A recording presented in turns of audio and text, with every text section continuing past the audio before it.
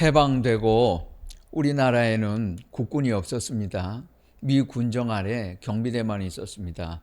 그러다가 6.25 침략을 받았습니다. 속수무책으로 당했습니다. 북한군에 밀려서 낙동강까지 후퇴하고 부산만 남았습니다. 이길 수 없는 전쟁이었습니다. 전쟁 직전에 최초의 최원일 제독은 우리나라에 전투함 한 척이 없다고 탄식을 했습니다. 해군 비슷한 것을 만들어야 하겠는데 전함이 없어요. 세상에 전함 없는 해군이 있습니까? 이게 해군은 아니죠. 미군에게 군함을 한 대 달라고 요청을 했지만 원조를 받지 못했습니다. 군함을 한 번도 운용해 본 경험이 없는 나라에 선뜻 줄 수 없었습니다. 그러면 우리가 사지. 손제독은 직접 군함을 한 척 사기로 했습니다. 어떻게? 자기 월급을 내놓았어요. 장병들도 월급을 보탰습니다. 손제독이 장병들과 고초를 주워다 모아서 고물상에 팔았어요. 돈을 모았어요. 이걸 보고 이승만 대통령도 가만히 있을 수 없잖아요. 돈을 보탰습니다. 부인들은 싹바느질을 해서 돈을 모았어요. 6만 달러가 되었습니다. 손제독은 이 돈을 들고 미국으로 건너갔어요. 가서 쓰다 남은 배 한 척을 샀어요. 중고차를 산 거예요. 새 군함은 가져올 수 없어요. 그래서 할 수 없이 중고 배를 가져왔어요. 수리를 하고 페인트 칠도 하고 정식은 아니지만 대포 비슷한 함포도 달아 놓았습니다. 개전을 하고 북한군이 공산군이 민간 선박으로 위장한 특수 게릴라 부대 수송선을 부산항으로 침투시켰습니다. 부산에 결정타를 날리려고 했어요. 부산이 넘어가면 이제 대한민국은 끝이었습니다. 그런데 손제독이 침투선을 먼저 발견했어요. 하지만 시험 사격도 함포 사격 연습도 해본 적 없어요. 함포 처음 구경하는 거예요. 장병들은 어찌 할 바를 몰랐습니다. 급하니까 얼떨결에 조준은 했어요. 손제독은 간절히 기도했고 발포 명령을 내렸습니다. 처음 중고 배를 가지고 대포 사격해보는 거예요. 한 번도 해본 적 없어요? 어쩌다가 쏜 것처럼 보였는데 한 발이 명중을 했어요. 북한 침투선을 격침을 시켰습니다. 그래서 부산이 무사했고 메가더가 인천으로 가서 상륙할 수 있었어요. 그 한 발이 우리나라를 구했습니다. 손원일 제독은 정동 제1감리교회 손 목사님의 장남이었습니다. 어려서부터 신실했어요. 이런 일이 어쩌다가 생긴 일이라고 생각하십니까? 또 하나의 최후의 방어선을 사수한 건 낙동강 전투였습니다. 월튼 해리스 워커 장군이 증원군도 없이 숫자도 부족하고 기갑부대도 형편없이 모자른데 낙동강에서 처절하게 싸우고 막아냈어요. 그래서 부산이 살았고 인천 상륙작전이 가능했습니다. 그는 사성 장군이었습니다. 웨스트 포인트를 졸업했습니다. 제1차, 2차 세계대전에 참전했습니다. 패튼과 노르망디 상륙 작전도 했어요. 이후에 메가더가 불렀어요. 한국으로 건너오라. 쉬지도 못하고 다시 한국으로 와서 미팔군 사령관이 되었습니다. 낙동강 전투를 지휘했습니다. 이 전투에서 자기 아들 샘 워커와 함께 싸웠어요. 아버지와 아들이 남의 나라에 와서 목숨 걸고 북한 공산군을 맞아서 싸웠어요. 워커는 미군들에게 말을 했습니다. 더 이상 물러설 곳이 없다. 무슨 일이 있어도 후퇴는 없다. 내가 여기서 죽어도 한국은 끝까지 지키겠다. 막아냈어요. 서울을 탈환하고 의정부에서 워커가 찝차를 타고 가다 서툴은 한국 트럭과 부딪혀서 교통사고로 순직했습니다. 사망을 했어요. 장신대 모교 아차산 언덕에 이분의 이름을 따서 쉐라톤 워커힐 호텔이 지어졌습니다. 하얏트, 힐튼은 없어졌어요. 신라 조선호텔은 특 1급 호텔이죠. 그 중에서도 쉐라톤 워커힐은 초특급입니다. 우리나라에서 최고 고급 호텔이 쉐라톤 워커힐이에요. 그런데 그 워커힐 호텔에 가보면 워커 장군에게 감사하는 기념비 하나가 없어요. 미군 기지가 용산에 있을 때에도 캠프 워커라고 불렀습니다. 그분을 잊지 말자고. 이런 일이 어쩌다가 있었다고 생각을 하십니까? 워커 장군도 더글라스 메가더 장군도 주일학교 때부터 신실한 크리스찬들이었습니다. 이런 일이 그냥 있었다고 생각을 하세요? 파주에서 연천으로 올라가면 고랑포구가 있습니다. 미 해병대가 중공군과 고지전을 벌인 격전지였습니다. 해병대가 후방 병창기지에서 탄약과 포탄을 지원받아야 했습니다. 길이 없잖아요. 차를 이용할 수 없었습니다. 그렇다고 해병대가 매번 무거운 포탄을 짊어지고 올라올 수도 없잖아요. 에릭 패더슨 중위가 신설동 경마장에 갔어요. 말 한 피를 샀어요. 250달러를 주었습니다. 남의 나라에 와서 전쟁하는데 한국에서 줘야 되는 것 아니에요? 근데 이 사람 자기 돈 내고 샀어요. 400만 원 정도 주고 아침해라고 부르는 경마 한 피를 가져왔어요. 난리가 났죠. 군대에서. 상관이 예하 지휘관들도 난리였습니다. 말은 세상에서 겁이 제일 많은 동물이에요. 아니 이걸 어쩌자고 사왔습니까? 시끄러. 여기다가 포탄 실어. 웬걸요? 이 말이 386회를 산에 올라가서 부상자를 태워가지고 내려오고 탄약과 포탄을 실어주면 그걸 짊어지고 고지로 올라갔다 내려갔다 했어요.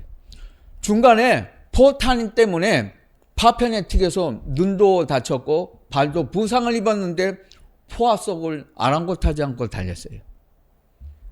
이 말 때문에 전쟁에서 승리했고 그 덕분에 이 말 때문에 파주, 연천이 지금 우리 땅이 되어 있는 거예요. 이 말 아니었으면 파주는 지금 북한 땅 됐어요. 전쟁이 끝나고 이 말을 본국으로 데려갔습니다. 켄터키에서 돌봐주었어요. 죽고 나서 동상도 세워주었습니다. 너무 무모할 만큼 용감했다고 해서 이름을 새로 붙여주었어요. 레클리스, 그 용감하다는 뜻이에요. 무모하다, 용감하다. 레클리스 하사라고 불렀습니다. 훈장도 주었어요. 미국 사람들이 선정한 미국 100대 영웅 중에 하나가 이 말이 되었습니다. 말도 좋으라고 고마워해요. 그런데 한국 사람들 얼마나 미군들에게 감사하고 있어요? 참전한 군인들에게 지금 우리가 고마움을 느끼고 있습니까? 말에게도 이렇게 해요. 그런데 우리는 어때요? 그 동상 그대로 제작해서 고랑포구 공원에 가면 지금 세워놨어요. 아주 멋진 말이 세워져 있습니다. 한번 가서 보세요. 우리나라에 전 세계에서 하나밖에 없는 유엔 묘지가 있어요. 4만여 전사자 유해가 있습니다. 미군은 절대로 미국 시민은 내버려 두지 않는다. 반드시 구해서 데려온다. No left behind 원칙 때문에 우선 6.25 때 전사자를 부산에 안치했다가 나중에 본국으로 다 후송했습니다. 그래서 가져갔어요. 그런데 지금 부산에 가면 여전히 미군유해 40기가 있어요. 다 가져갔다며. 왜 거기에 40기가 있어? 전쟁이 끝나고 무사히 미국으로 돌아갔다가 40명은 이렇게 자원을 했어요. 내가 청춘을 바쳐서 한국을 지켰다. 내가 죽으면 그곳에 묻어달라. 본인들이 자원한 거예요. 가족들이 죽고 나서 다시 한국에 와서 지금 부산에 묻어두었어요. 우리 같으면 그러겠어요? 내 아버지, 부모, 친척, 고향이 여긴데 남의 나라 이라크 전에 갔다가 트라우마 때문에 거기 중동 근처는 가지도 않은데 한국에 와서 내가 묻히겠다. 여러분 같으면 그럴 수 있겠어요? 이런 사람들이 지금 있어요. 일반적으로 16개 나라라고 하는데 그거 잘못된 상식이에요. 전투 병력 기준이고 물자, 보급품, 의료 정확하게 통계를 내면 우리나라를 와서 대신 싸워주고 도와준 나라는 16개가 아니고 63개 나라예요. 그러면 그 당시에 전 세계 독립국이 얼마나 있었을까요? 93개, 65%. 두 나라 중에 한 나라 이상이 우리나라에 와서 우리 대신 다 싸워주었어요.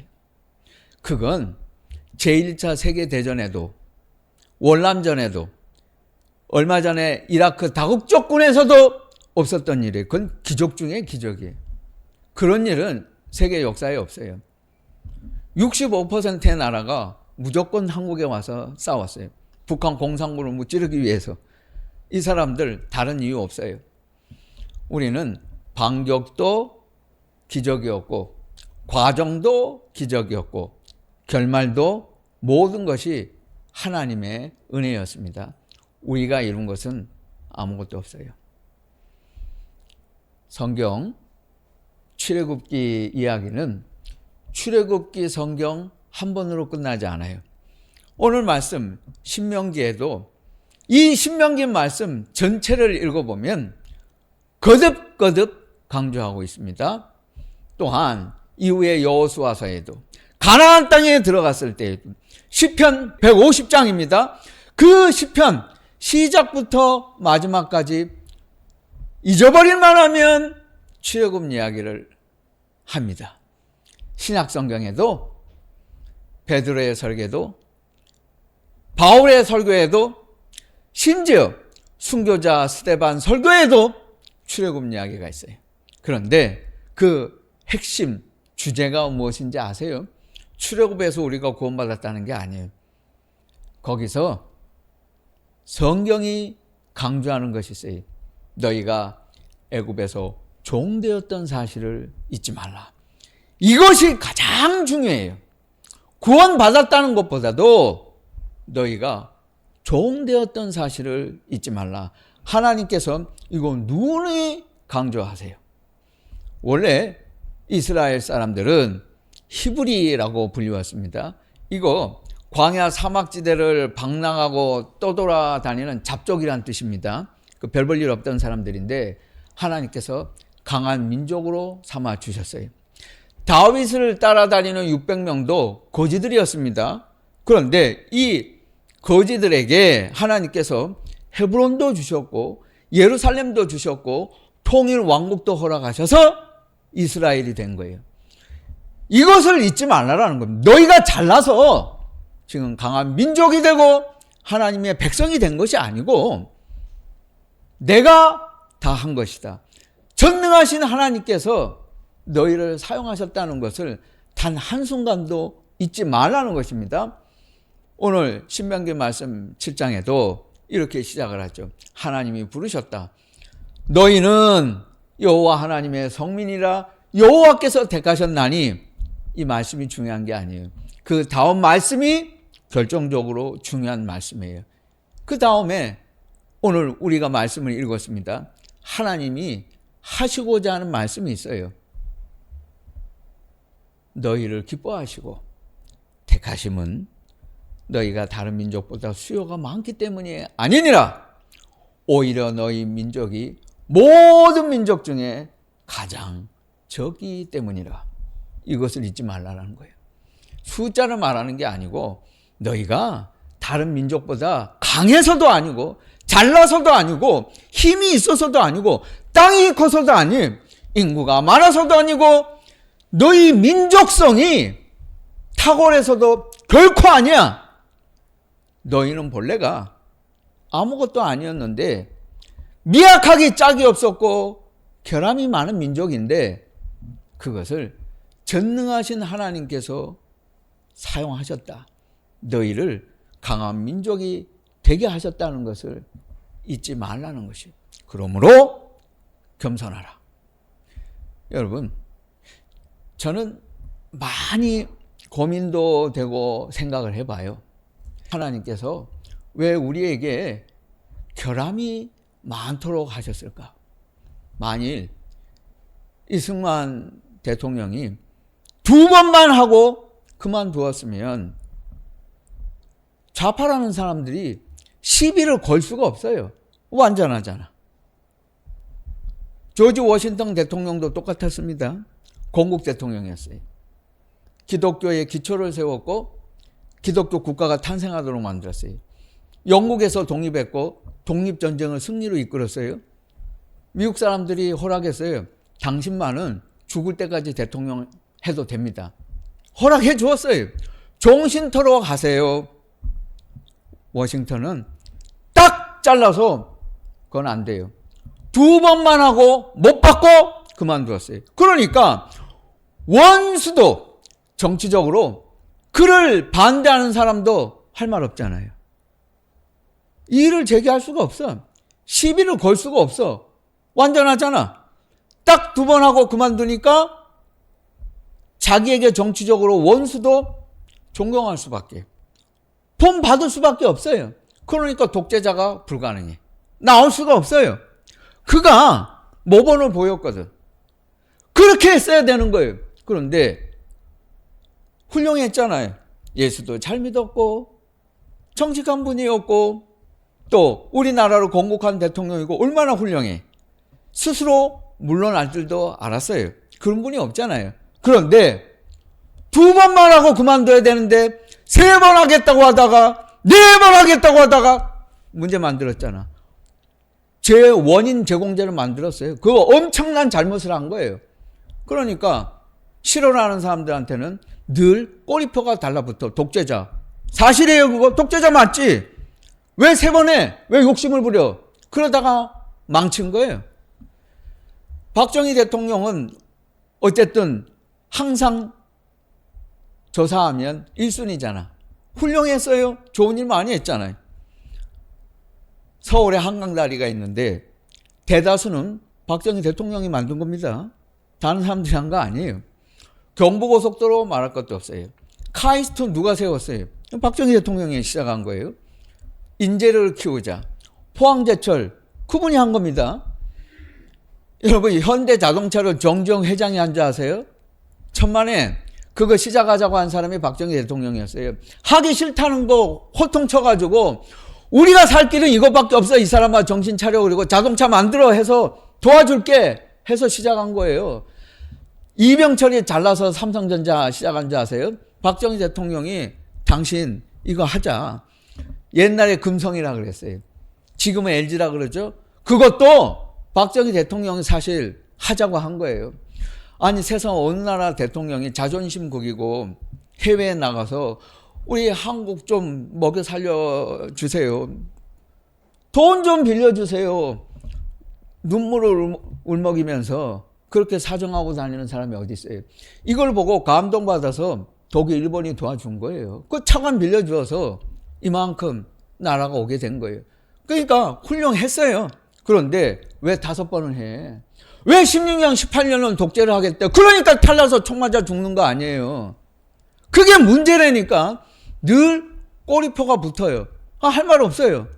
잘한 건 잘한 거고 문제는 문제니까. 이 2 사람이 조지 워싱턴 같았으면, 링컨 같았으면, 레이건 대통령 같이 딱 두 번 하고 공산당 해결하고 나왔으면 온전하게 완전하게 해주었으면 우리 사회가 덜 혼란했을 수도 있어요. 사회주의 좌파를 가진 사람들이 할 말이 없잖아. 자, 이만한 대통령이 지금까지 있었냐? 시비를 걸 수가 없어요. 그런데 잘했는데 아쉽게도 독재를 했잖아. 그래서 박도준 목사님이 하는 말 아니에요? 이 대한민국의 보수의 뿌리는 독재예요. 그거 사실이에요. 그 다음에 좌파의 뿌리는 공산주의. 그러니까 이게 둘 다 문제예요. 안 되는 거예요.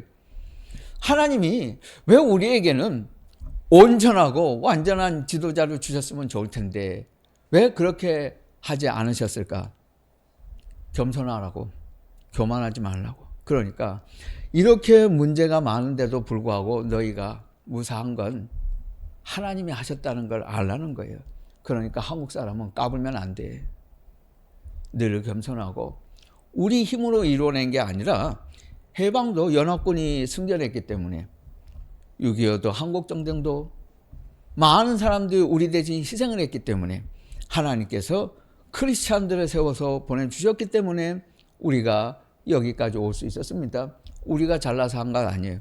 우리 결함이 많아요. 우린 결함 있는 대통령을 가지고 있어요. 그럼에도 불구하고 하나님 때문에 우리가 있었다는 사실, 이거 잊지 말라는 거예요.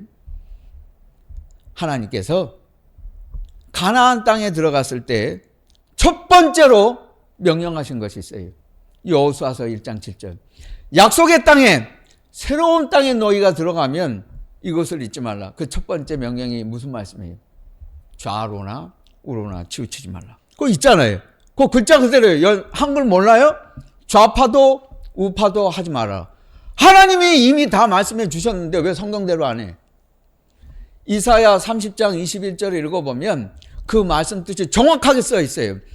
뒤에서 좌측으로 우측으로 좌로나 우로나 치우칠 때 내 뒤에서 소리가 들리니 너는 이리로 가라. 여기가 바른 길이라. 좌로도 가지 말고 우로도 가지 말고 바른 길로 가라. 미가서 말씀입니다. 하나님이 원하시는 것이 무엇이냐? 정의를 행하며 내 하나님과 동행하라. 바른 길을 가라는 거예요. 좌파도 우파도 아니고 진보도 보수가 아닌 하나님이 원하시는 길, 하나님을 바라보는 것, 우리 그리스도인은 그 길을 가는 사람들입니다. 한국의 한민족, 애국운동, 보수 강조하는 교회 목사들은 세 가지 특징이 있어요. 입만 열면 애국하는 교회 목사들은 돈 많은 사람들만 좋아해요. 교회 새신자 오면 훑어봐, 위아래로. 돈 있어 보이면 친절해. 굽신굽신거리고 소개해. 그런데 가난한 사람들이 오면 소개도 안 해. 아는 체도 안 해. 그래서 애국하는 교회 갔다가 교인들이 돈 없으면 여기서는 예수도 못 믿어. 그러고 다시 나오잖아요. 한국에서 한민족, 보수, 애국 강조하는 교회 목사들은 정치 편향적이에요. 이 사람들은 정치인만 보면 환장해. 어떻게 하면 정치인하고 사진 한 장 찍어볼까? 곁에 서서 줄 서는 거 좋아하고, 저 명일동에 가면 그 교회 애국 설교 많이 하는 사람이고 방공 설교 많이 하는 사람이에요. 그런데 세습하잖아. 그 세습하는 게 애국하는 거예요? 그게 복음이에요? 망원에 가면 애국운동하고 방공 설교로 유명한 목사님이 있었죠. 그 교회 세습했잖아. 강남에 박정희 대통령 좋아한다는 사람 교회 개척해갖고 600명, 1000명이 됐는데 저번 주에도 애국설교, 오늘도 애국설교, 밤낮 그러더니 교인 2명 남고 다 도망갔어요. 600명이. 그 교회 문 닫았어요. 월세도 못 내고 쫓겨났어요. 애국하면 그렇게 되는 거예요? 모든 목사는 이 말씀을 명심해야 돼요. 잠언 27장 23절. 내 양떼 형편을 부지런히 살피고 내 소떼에게 마음을 주라. 대한민국 목사들은 이 말씀을 아침마다 읽어야 돼요. 말씀을 준비할 생각은 안 하고 월요일부터 토요일까지 애국한다고 입만 살아가지고 돌아다녀. 이런 사람들이 문제예요. 나라 사랑하는 걸 더 망쳐놓고 말았어요. 좋은 일 하는 게 아니라 이거 처음부터 잘못 배워서 그래.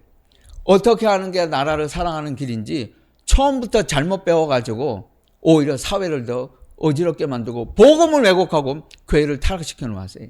시편 마지막 5장인데 그 첫 번째 146편 3절입니다. 귀인들을 의지하지 말라. 거의 귀인이라는 말을 한글로 써놓으니까 오해를 하는데 히브리 원문과 영어 성경을 정확히 읽어보면 이렇게 돼 있어요. Political people. 여러분 알잖아요. 그게 정치인. 권력을 가진 자, 정치인을 절대로 너희는 의지하지 말라. 그런데 한국의 보수 집단이 틀린 것은 항상 정치인을 끼고 돌고 애국운동을 하려고 해. 한민족 강조하고 보수주의 찾는 교회 목사들이 파주 러브호텔 무인텔 가는 거예요. 우리나라 정치인들은 좌파가 꼭 성문제 일으키잖아. 성문제 생기면 좌파잖아. 그런데 재미있는 일은 교회 안에서는 좌파 진보 목사 있는 교회가 아니고 애국운동하고 옛날부터 방공설교하고 나라사랑 강조하는 목사가 불륜 저질렀어요. 처음이 아니에요. 예전에도 애국운동하던 목사가 불륜하다가 여자 만나다 들통나가지고 모텔에서 떨어지다가 죽었어요. 영국 교회가 타락하고 영국 상류층이 가난한 사람들을 차별하고 교회가 타락했을 때 공산주의가 생겨났어요. 러시아 교회가 타락했을 때 러시아 상류층이 기독교인들이 철저하게 정치인들하고 붙어먹었고 그리고 가난한 사람들을 차별했을 때 톨스토이가 전쟁과 평화, 부활이라고 하는 소설을 쓴 거예요. 악랄했어요. 보수 기독교인들이. 그래서 볼셰비키 공산당 혁명이 일어났어요. 반감을 가지니까 사람들이 동조하게 되는 거예요. 왜 프랑스에서 좌파가 많아요? 교회가 썩었기 때문이에요.